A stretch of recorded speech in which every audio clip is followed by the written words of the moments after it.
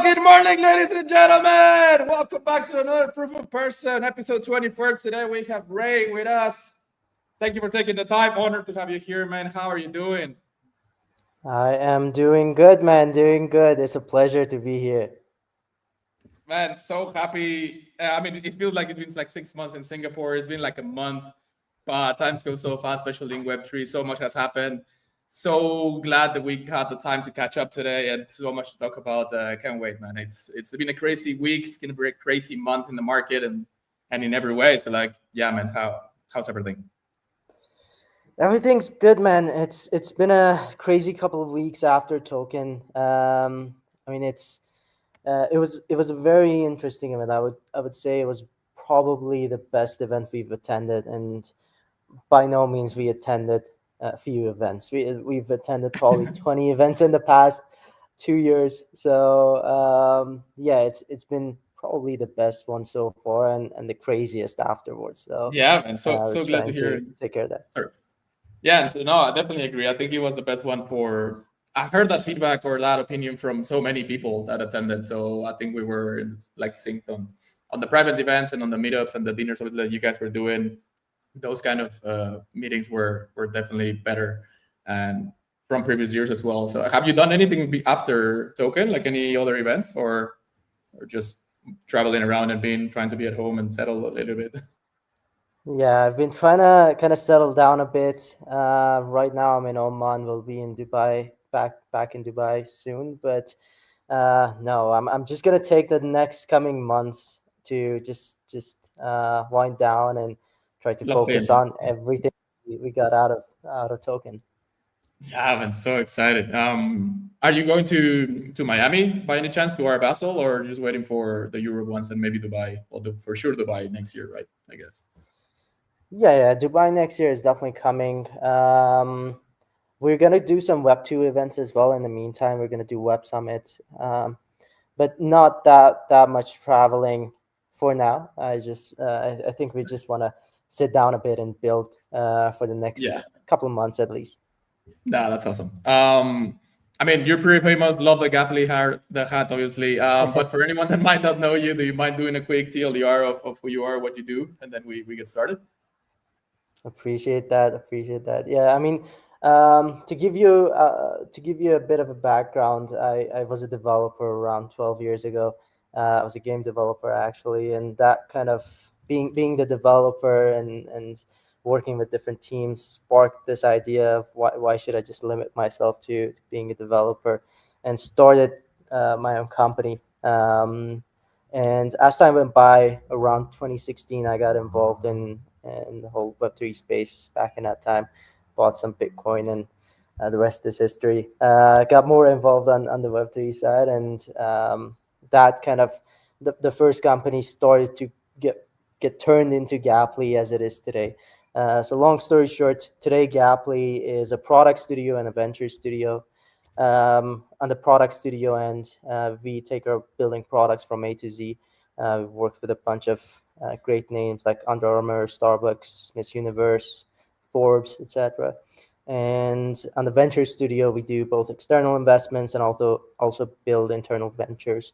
But we always focus on working with people who have distribution. So yeah, that's I guess the generality of the company, and happy to talk about it.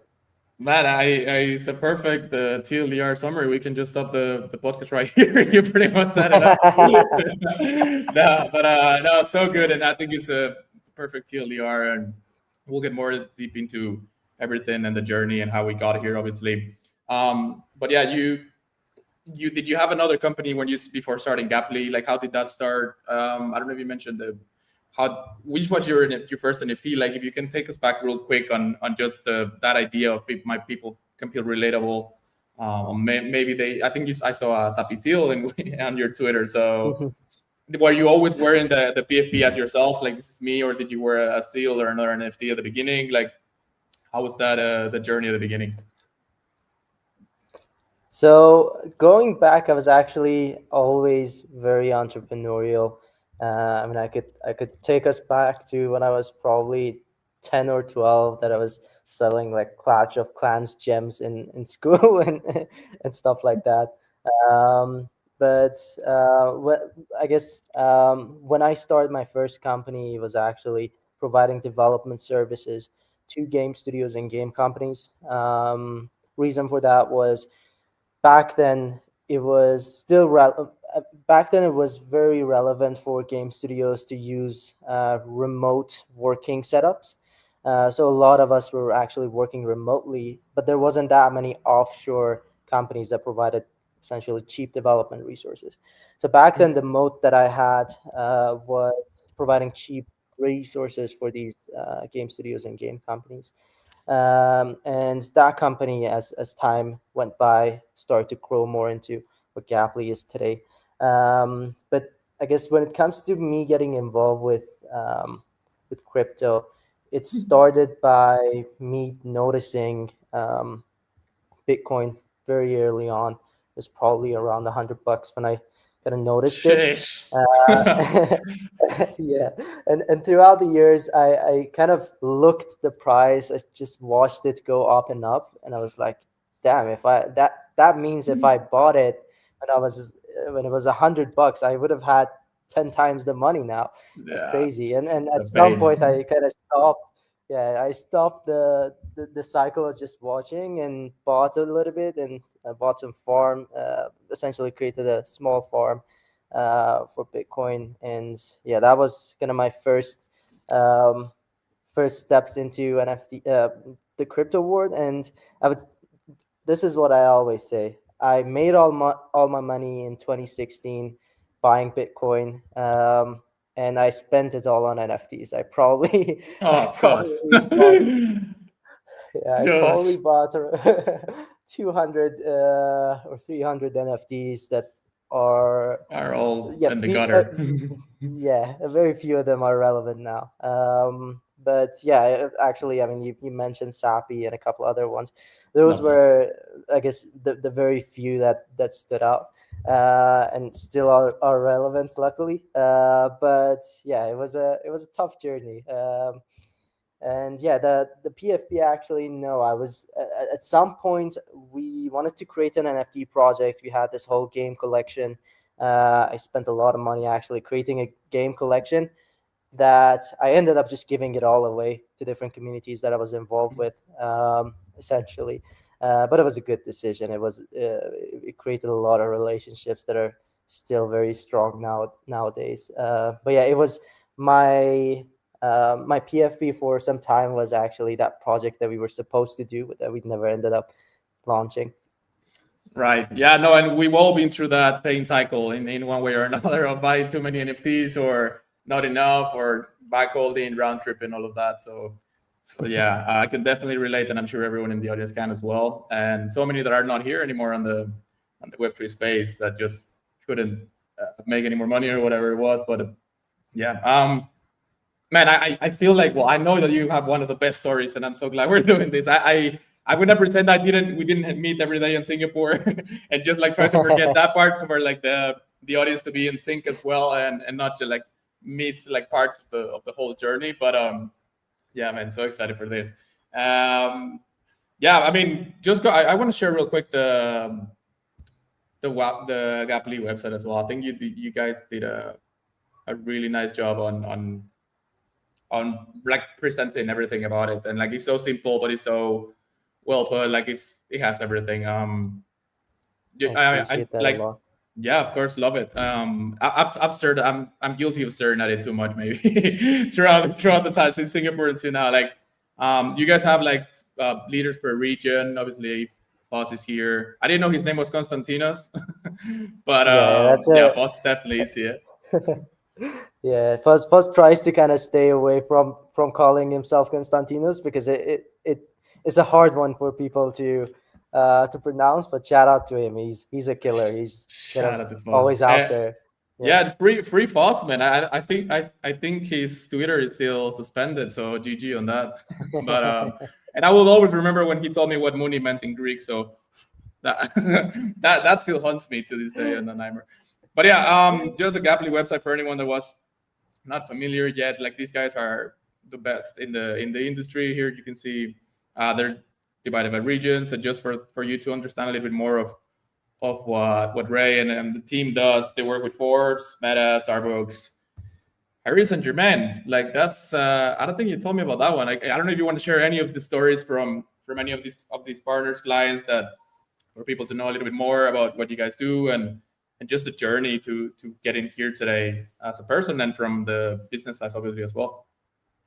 100%. So when it comes to a lot of these collaborations, I mean, we were lucky to understand that as product developers and product builders, we have a very good leverage in using that skill into creating interesting products, and that combined with working with people who have distribution, kind of turned the table for us, and helped us work with a lot of these great names. But TLDR, through the Venture Studio, right now to this point, we have around 16 startups actively in the Venture Studio. And a lot of those are actually Web 2. Some people think we're all Web 3, but actually, roughly 70% of what we do is still in Web 2.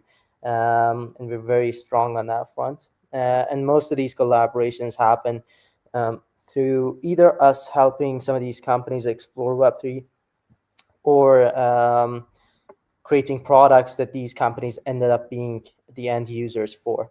So yeah, that's kind of the way we start to expand there.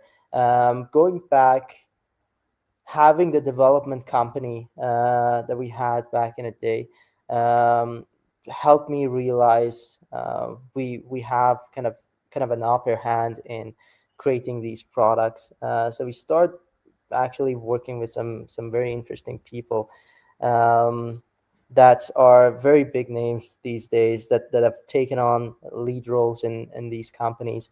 Some of them are actually C-levels within these companies. But I guess when you combine that time factor with building something, it always ends up being something great over time. I remember the days that I didn't know, like I would dream of where I am today, and I did not have a possible way or path that I could outline that would get me here. But I guess I realized just giving it time uh, can can lead you to the right path, and uh, creates a leverage by itself.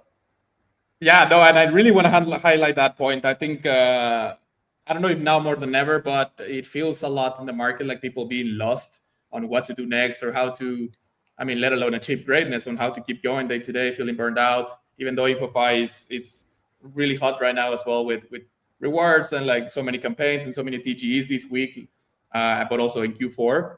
What's your best advice for people that have a big idea and or just feeling lost? Like what's the next step? How do you put the a step after the other today, tomorrow? Like how do you cope with continuing just staying consistent? I know you tweeted as well, I think a couple of years ago, like one of your main success strategies was just like no days off, like even Christmas, New Year's Eve, like you just keep going, and that's so important. But what else could you think is it's pivotal for people to succeed? Yeah, I think I guess my unfair advantage compared to some people is I I always believe in myself, and it wasn't always like that. Because going back, I had a very interesting childhood. I actually was born in a very small city in Iran, which is a sanctioned country, with in regards to a lot of different business plays that you can do. And I remember thinking, how could I really get out of this situation? I feel like I was born in a situation that leaves me stuck. for the foreseeable future, and there's no real way out. And I remember having this conversation with my father where he told me, "Hey, come on, you could either you could either just sit here and cry basically, or you could do something about it and think of ways to get out of this situation." So actually, that specific conversation kind of sparked this feeling of, okay, I have two options. My option number one is just sitting here and rotting away in the situation that I currently am, or completely shifting my mentality. And somehow, by some miracle, I completely shifted the way I think about work, what is possible, and I actually became a very positive person. I wouldn't say it happened overnight, but it definitely happened very rapidly, where I started understanding me believing in doing something that I can is actually a very important step. A lot of people don't even think they could build something. They could build a company. They could have success building a company, have revenue, and so on and so forth. Um, so that belief stage is the most important step that even to this day, I think I have that helps me a lot with the process. Um, but yeah, I mean, it's a combination of that and then just working Relentlessly outworking. almost. Yeah, exactly, Yeah. working relentlessly and also thinking that you have to improve every day, you have to learn something every day, you have to, even if you're failing, you have to think you're adding something to yourself, you're adding an experience to yourself, and that experience combined over a certain amount of years could lead to something very interesting. And I've seen this repeating itself with different successful friends that I have as well. So I think a combination of just trying hard and thinking and giving it time is kind of the recipe to success in a sense. Yeah, no, I completely agree. And having that belief and that conviction that what you're doing is the right thing. And even if it isn't, eventually as the journey goes, like to pivot and being flexible into something else that could be the right path, but like fully believing in that in what you're doing and the journey, not depending much on others and just building with conviction and relentlessly. Um, and yeah, I mean, you mentioned as well the highs and the lows. Many might just be stuck at the lows and not continue after that. So, and going back to the point that you said that you were starting as a developer a few years ago, how was that transition into a founder and then managing? I think it's 35 people that you have now in the team, plus the 1,000 AI agents that I'm sure you have on the back end. But like, how was that transition of like believing in yourself from when you were a kid with your father's advice to then a developer, to then Clash of Clans, and like all of these endeavors and little milestones, events that became bigger every time, to then becoming a founder of a huge corporation with a big team.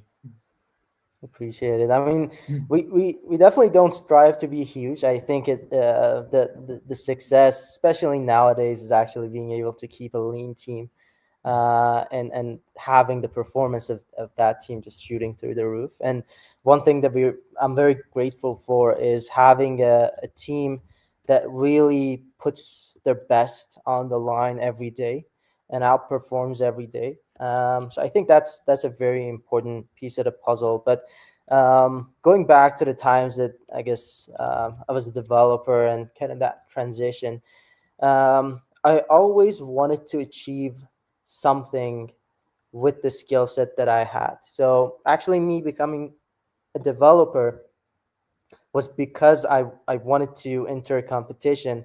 Um, I was a very competitive person, so I wanted to enter a competition. It Was was a I mean, you're one of the most competitive people I know. I don't know was, but okay. yeah, And but yeah, it's a so back then I realized I had an advantage of, if I focused on the game idea, it would have a high likelihood of winning in the competition, because the competition wasn't necessarily about building the best game. It was like a kind of a show competition from some government bodies and like school systems, etc. So if you talked about like the water running out in the world, or really had a cause behind the game that you're creating, that would give you a massive amplifier. So Uh-huh. your game Mhm.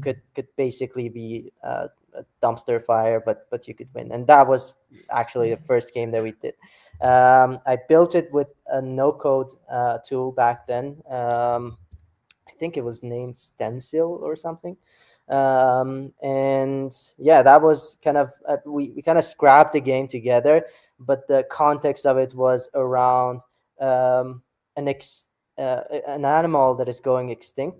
And yeah, it started to get some success in the competition, and that got me more interested in becoming a developer.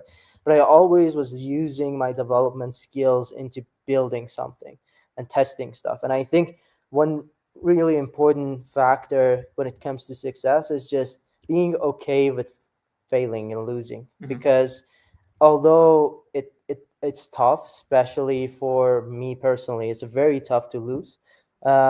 It adds experience, and you're always having takeaways from every loss that you have that you can use and leverage in your next endeavor to be successful. So I think if your path, if something that you're interested in is becoming an entrepreneur, it's very important to be okay with losing, when looking at it as kind of this board that you're crossing off your options. Like, it's, you could do like 1,000 tries and one of them could be successful. Like, theoretically, if you did 1,000 things, one of them is gonna be a success. So you're basically just crossing off those items that are not gonna be a success until you kind of find the one that is. And that's the way I started viewing it.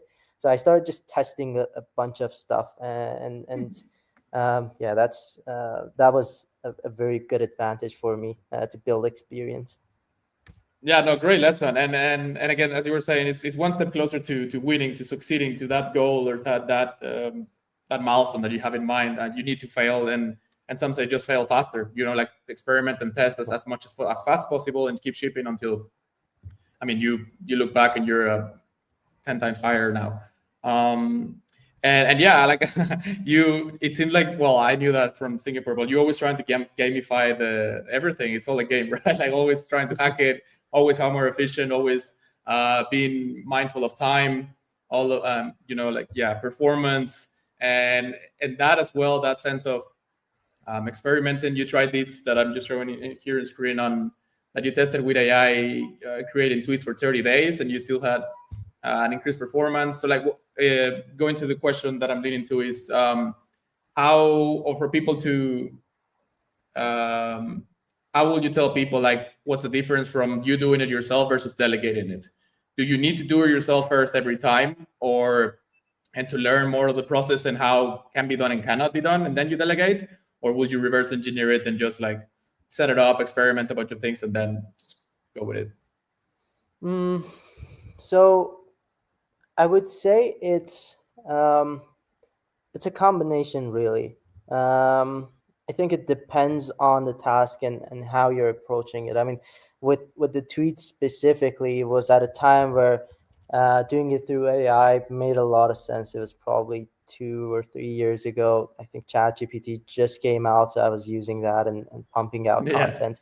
And back then there wasn't a lot of these mechanics of kind of downvoting your content if it's based on AI. So I leverage that. But I think in general, delegating is very good. You have to delegate um, tasks that you're not as good as other people in.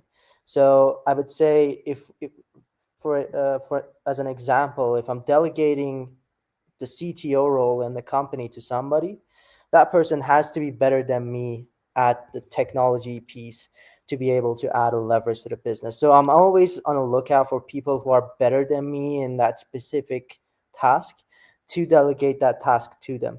I don't have to be the best product guy, or I don't have to be the best marketer. I don't have to be the best guy selling enterprise software, but I can get people around. And I would say, as somebody who's starting a business, especially if you're past the 0 to 1 stage, then you're at a position where you can and you should find people who are better at you at specific tasks and delegate those tasks to them. So that's the way I view it, and I think the start definitely needs to be very hands on. But after you have the I guess privilege of getting people on board that are going to be better than you, that's definitely the play. Yeah. And as well as a founder, like no one is born a founder or a leader. I think some people have more traits than other in a way, or have been through more experiences. But would you recommend for anyone thinking about a bigger idea today or tomorrow to start delegating from day one, or like to have better an actual vision and what they want, and then to be able to explain that and kind of paint the vision and the roadmap to that initial first person to then maybe grow and scale the team? So I would say if you're a solo founder, it makes a lot of sense for you to test something. I guess a smaller version of the idea or a fast version of the idea first. I mean, when we get involved with startups, we usually try to, or founders, especially because we get involved in really the 0 to 1 stage of the product, we try to help them go out with an MVP. I mean, in the word it says minimal viable product, meaning it's the smallest version of the product, the fastest, the cheapest version of the product that you can get out there to validate the idea. That happens with everything. If it's an agency, if it's a startup, if it's a manufacturing company you're starting, I would say always, at least my model is always starting small and being able to validate the idea first before going big and delegating and scaling it. I would say you need people with complementary skills, ideally from day zero. But even if you don't, you have to first, even if like you do or do not, you have to focus on getting that minimum viable product out there first before really scaling everything too much. And a lot of people are kind of getting stuck building the perfect product. That's actually Mhm. the number one failure fact that we see with the startups that we've seen or we've worked with the founders on. They're perfectionists. They want to create that perfect product where you realistically have to get something out there and build on top of it with user feedback. Like my playbook for creating a successful product is literally do an MVP in around 2 weeks. And this is on products that this is viable on, but do an MVP in 2 weeks, have it tested from a selected few people, under 10 people, and give very hands-on feedback. You have to hop on calls with them to get their feedback, and after that iterate the product towards that feedback and what your audience wants, and then you could apply scale to it and really go from 1 to 100 and try to market the product out, because otherwise you are just stuck creating a product that you don't even know if people like, that you don't even know Yeah, what people maybe like about months it and then or how they would want to see it. Yeah. So yeah, yeah, that's no. that's I guess the core. No, that's perfectly said. I think it's a really good reminder for people just trying to perfect every single bit of what they create, and not going even as far or as big as being a founder tomorrow for someone, but also like on their day to day. And if they're trying to get into InfoFi or a different campaign, just experimenting on a type of content or a type of tone that they get want to give, or like shit posting or replying to different people. Like I think one of the main key points here that we just discussed is like just keep experimenting and trying to get feedback and yeah, just people opinion on everything that you're building, and then you're going to grow way faster and ship faster and improve the product at the end. So which is one of the main things as well. I saw this tweet as well that you have. I think is do you have it pinned? Like, does anyone know $1 million dev? I love it. And it says a lot about you and about your team and how big you are and want to continue to become. When you were thinking of this tweet, like on the personal side and as an idea, like how, like did you had a few drafts? You were just thinking like, I want to be as simple and as direct as possible. Were you thinking of doing a long post instead? Like, it's so straightforward and so maybe perfect is the word, but like And you don't see this that much, like most of the times on Twitter or in LinkedIn or anywhere else, people describe the whole JD, or like, let's get on a call, this is my contact. This is like very unique. That's why it stood out for me, and I just want to learn a little bit more on the thought process and from the personal side when you were creating it. Appreciate it. So, with this tweet, I mean, the goal was to really get $1 million devs who are Yeah. able to create products Of course. that are be generating millions of dollars. So, I think it was very important for me to convey that message. I'm not really looking for any developers. I'm not looking for a specific tech stack necessarily. Even I'm looking for developers with that specific mindset, and being able to convey that through a tweet. I mean, I wanted to keep it as short and sweet as possible. It's so good. Appreciate it. Shout out to the team that we have that helps me with ideating a lot of these. But yeah, it's at the end of the day, you have to find the right people. And this says a lot about the team that we have. Like when we say we have 35 people, these are 35 people who are killers. Like Yeah. if you're within this group, you have to be a killer to actually continue. We have people who've worked with us at this point 6-7 years now, and they have to consistently have the mindset of showing up and outperforming. Otherwise, you really can't survive in this day and age. Like I remember when we were seeing a lot more around vibe coding, and this was in the same era as well. Like vibe coding was becoming a bigger and bigger thing, and we were actively looking for people who have the mindset of vibe coding. This was in a time where not that many people were thinking of actually vibe coding a product, or we were seeing it in social media. Um, but people were, especially from a development perspective, a lot of people were like, okay, we tried AI, but it didn't work for us. But having that mindset of always being on the lookout for the best, I guess, best thing that could increase your ROI and increase your performance is what we've been always striving for and looking for. So here the goal is to find people that really understand, I guess, these tools give you a superpower.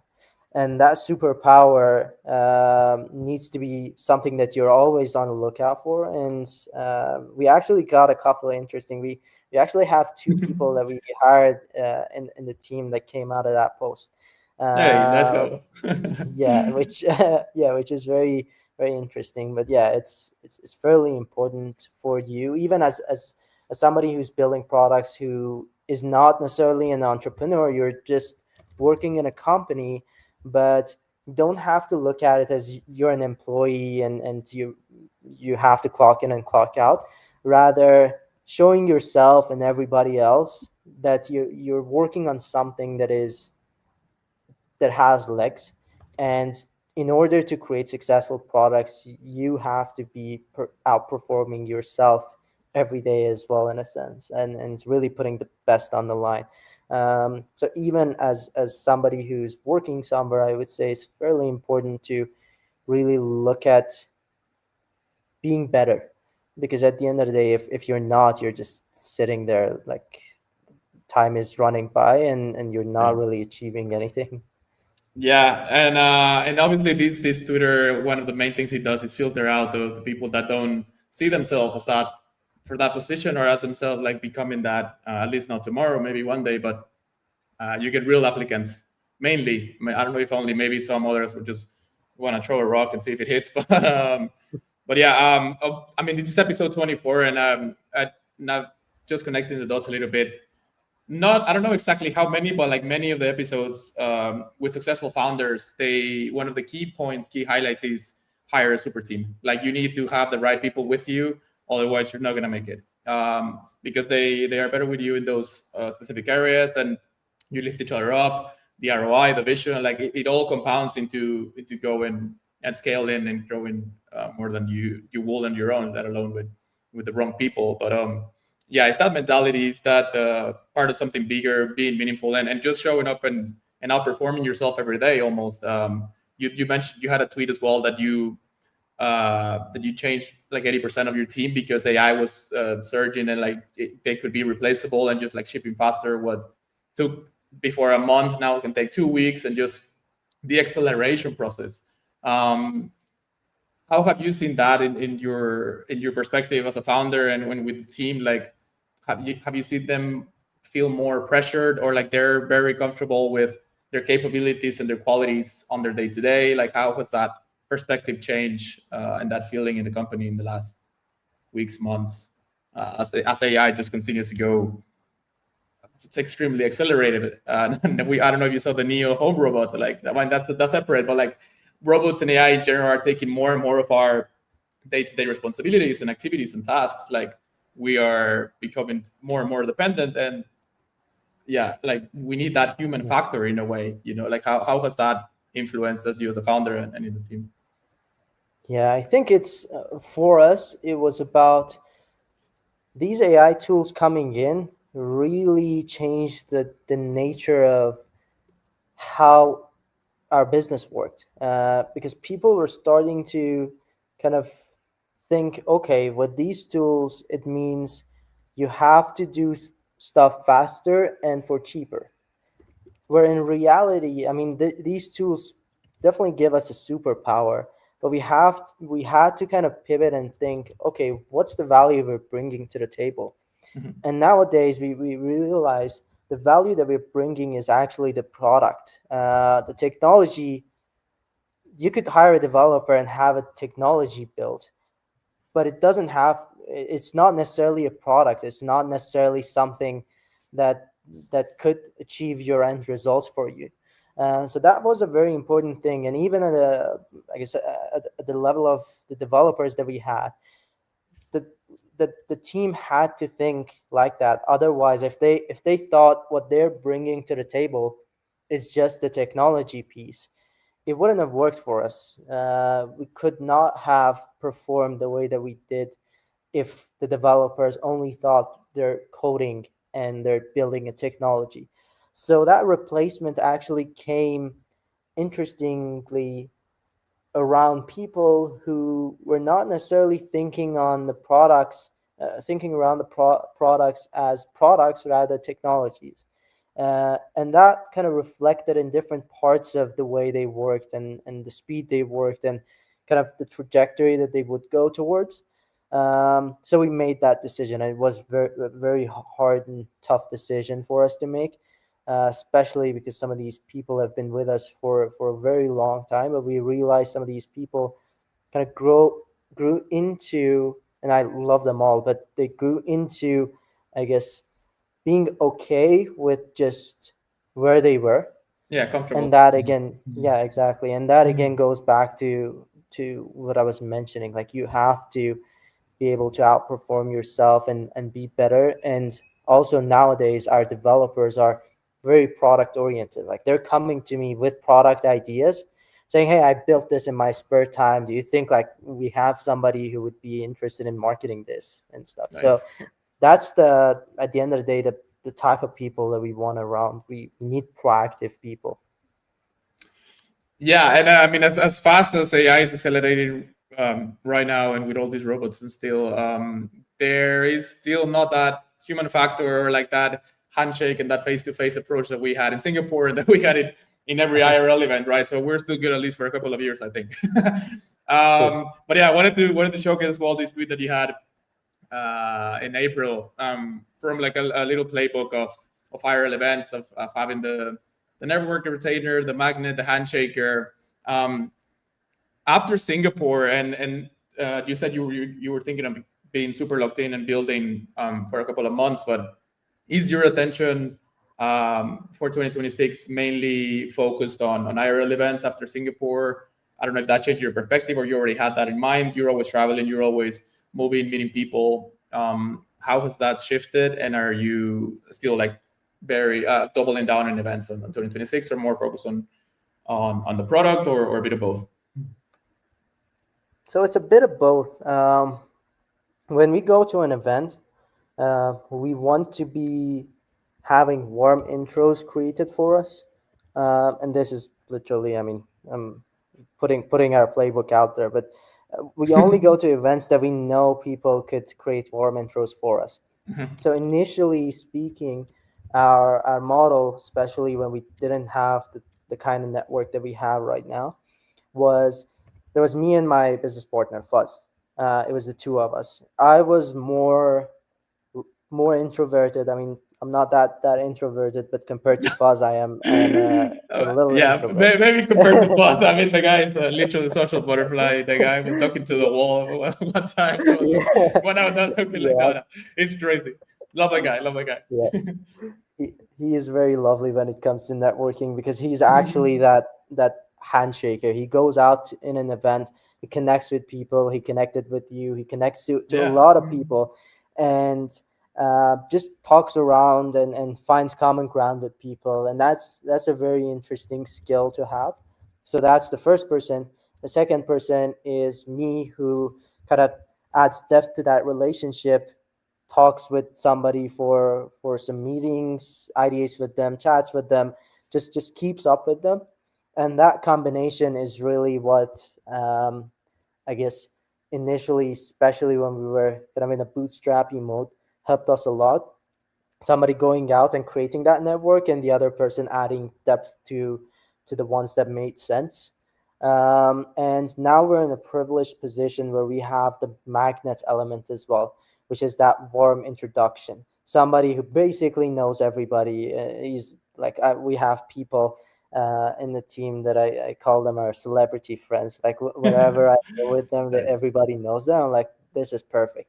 I'm not really big on social presence. Neither is Fuzz. His account is banned. He used to be a lot more active, but now his hands are tied. But we have these friends that essentially everybody knows them, and when we go out, they help bring those interesting people in, and they're able to spot people who would be interesting to meet as well. So yeah, that trio is the ideal, the sweet spot. The duo is like if you have to, I guess, work your way in. That's definitely I mean, tougher, but yeah. At the start, by the way, I was going to events solo, so that's a very Mhm. tough job. But yeah, you sometimes are solo and you have to do it. But the duo is like the perfect combination if you have it. Yeah, two or three, max four, but four is already a crowd. I mean, you had a few team members as well on those dinners as well, and in other events. In our case, with ITK, we split sometimes, like two go to one meeting, two go to the Sue event where we were, and with Foss and all that. Yeah. So yeah, just trying to be as efficient as possible and go with a purpose. I think it has changed so much from like 3 years ago to now. Like Singapore was, we and again, as we mentioned earlier, we all thought like it was the best event so far. Some said Dubai this year as well, which was really good, but that's always like their own top two, those two. Um, but yeah, it's that feeling of the private meetups and teaming up with two or three of your same team and trying to be as efficient as possible, and then funneling, as you were saying on your tweet as well, like who had from the people that you met, who had the biggest potential, who can you work with, how can you help them, and all of this. And as well, I wanted to ask, like, where do you see the biggest opportunity right now? And well, for 2026, where do you think everything is going with AI, short form content? So many new chains and opportunities with InfoFi, Mega ETH, Monad. Like, what are you focusing more? And for anyone wondering or feeling a little bit uncertain on what's next, what's your advice?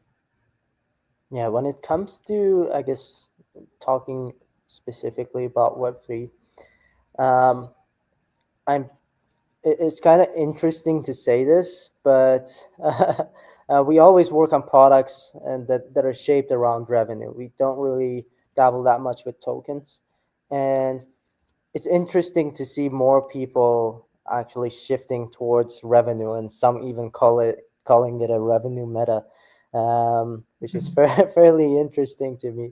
Nice. But I think products that are formed around creating revenue is actually the way to go. I mean, I would say the industry is finally becoming a real industry. when people are focusing on revenue. And For the foreseeable future, I see more players getting involved with products that generate actual revenue, and a couple of niches. Finally. It took Yeah, us so many finally, years. finally. But I see a more. I have a higher level of interest around a couple of topics. Gamblify is very interesting. I mean, we are Yeah. all degens in this space at the end of the day. Um, Historically, when the volumes go lower in crypto, the Gamblify volume surges, and a couple of factors around it makes it fairly interesting. Another I guess part that is interesting to me in I guess niche in the industry are what's happening in the intersection of Web 2 and Web 3 with stable coins. So Mhm. digital asset treasury management systems, yield vaults, portfolio management vaults, and so on and so forth. That direction is very interesting to me as well, especially because you have these institutions that are going to be able to park their money, and they're looking at 2, 3, 4% yield annually, and you're easily able to bring them to a very higher number just through stables on the right chains.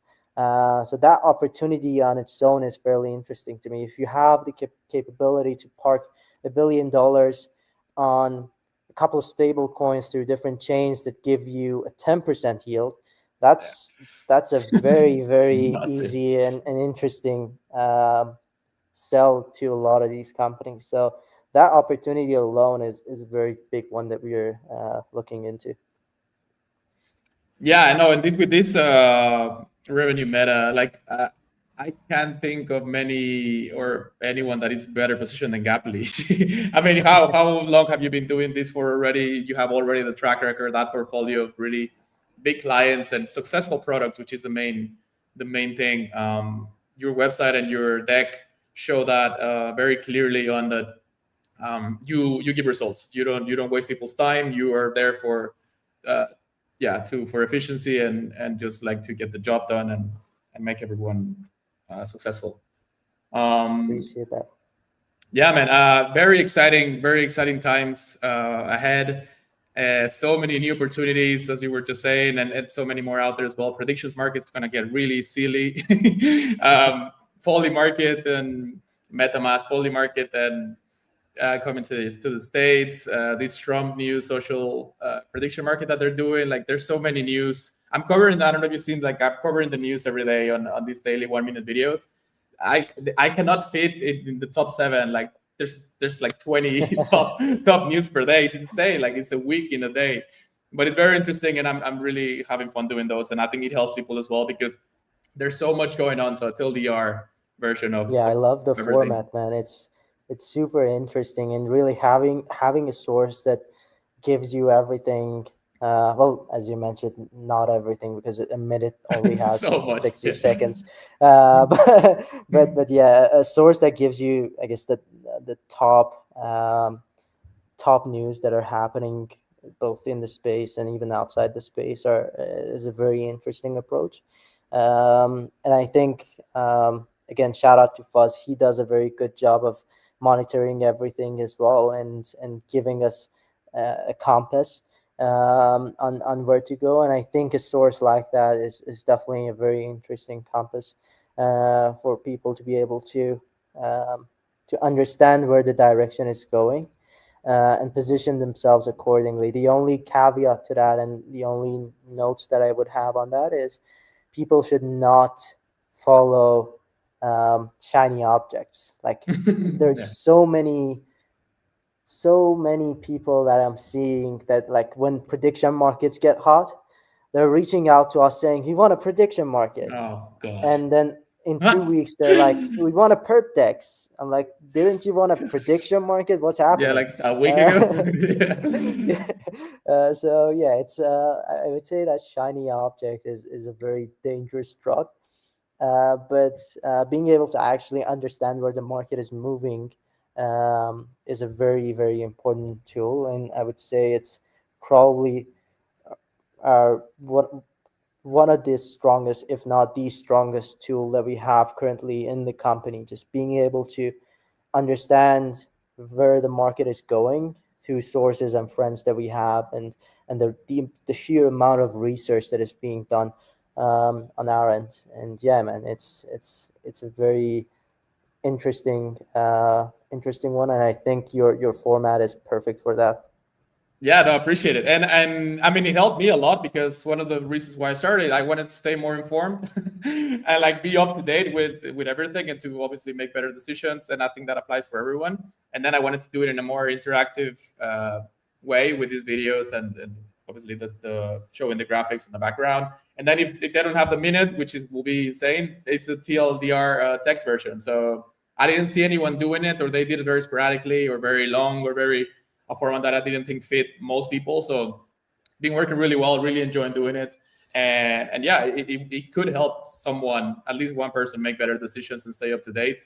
Then perfect, my job is done. So and that Love it. it's so important to, well, try to anticipate the trend, right? Like not that the opposite of the shiny object, like try to left curve the attention before it explodes. That's where you want to be. And if they got a tease, or if they cross reference something I said, or something they saw anywhere else, doesn't have to be me, or like that Foss told you, and you can already like visualize that like this could be huge. Like that almost sometimes becomes the one of the biggest decisions, or like the revenue drivers that can make a big difference, right?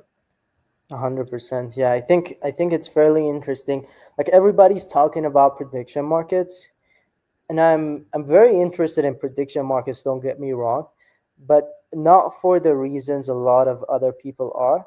I would say creating a prediction market now with your finite user base that are kind of getting onboarded with these big platforms, anyways, Polymarket and Calcium. Already kind of the those two players involved is a hard competition, Yeah. but I would try to focus on selling the shovels. Like when it's a gold rush, I try to sell the shovels. And the prediction markets, there's so many opportunities around them that I think nobody's looking into, because they're looking at prediction markets themselves as kind of the thing to do.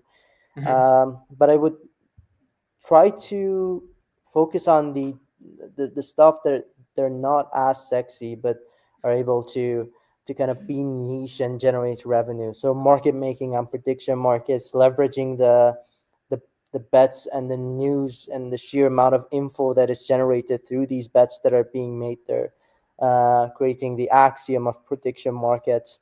Uh, a bunch of opportunities there, man. It's fairly interesting, and I would say like knowing what is hot right now or what is going to be hot fairly soon, cross-referencing these different touch points between the news that are happening is a very interesting position to be at. Yeah, and another example, real quick, on Myriad Markets, they just expanded to BNB yesterday. I mean, as well, like just to highlight, like think different, think outside of the box, think what others are not doing, and as you were saying, like niche, and not just trying to follow the trend, but like what else could be connected or related, or completely the opposite of where everyone has their attention on, that could pick up eventually. So also very important. Um, Right. It's been a pleasure. I don't know if you have any other final advice, final comments before we wrap up for the audience. Anything you want to share before closing? Appreciate that. It's a pleasure to be here, and I would say it's finally time to focus on products that generate revenue. Let's go. And I'm very happy we're finally in a position to kind of help people with that, and work with very interesting founders and interesting people on that. And I think that's a very privileged position to be at. And I wouldn't have been able to achieve this without the people that I have around me, without Fuzz that is pushing this forward on the front line, without my girlfriend who supports us on different fronts, both on the design front and also on just helping us guide through and keeping our sanity and making sure things move forward nicely on the operations side. Our CTO, and yeah, I guess if I have one thing to kind of give to people, is believing what you want to achieve is possible is the most important step you can take towards making it possible. So yeah, if you want to do something, believe in yourself and go do it. And yeah, man, it's a pleasure to be here. It's a pleasure to talk with you, and yeah, I appreciate the time. Man, love it. What a closure. What a final lesson. Yeah, I was very excited and very looking forward to this show ever since Singapore when we started talking about it. So excited, and so always great to hear your thoughts on everything. I'm sure the audience will really appreciate it. Shout out to Fuzz, shout out to the Gaply team. You guys are building incredible things. And yeah, revenue meta, I think it's also a building together meta, like with the real builders and the long-term visioners. So very exciting times today and tomorrow and ahead for the industry. As you were saying, it's maturing. Very excited for so many opportunities, and for anyone that is feeling lost, just listen back to this show, and so many great lessons for everyone. And again, it's been a pleasure, Ray. Thank you for taking the time. It's been an incredible show, man. Appreciate it. Thank you. Yeah, thank you to everyone in the chat that listened for a few minutes or the whole show. We'll be sharing some short clips in the next few days, and we have another show on Friday, which is actually a guy that I met also in the Monad event. I think you know him. I want to say his name yet, but it's gonna be it's gonna be a great show. But yeah, thanks again, Ray. It's been a pleasure, and thank you everyone for listening. We'll see you on Friday, and yeah, have a great rest of the day. Happy Halloween almost. Yeah, we'll see you guys out there. Thank you again. Have a good one, brother. Cheers. See ya. Bye-bye. Bye bye.